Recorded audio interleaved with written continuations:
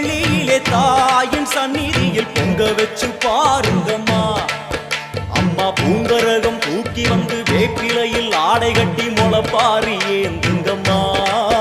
வந்து தாயவள பாருங்கம்மா, அவ வேர்காட்டு மாரியம்மா.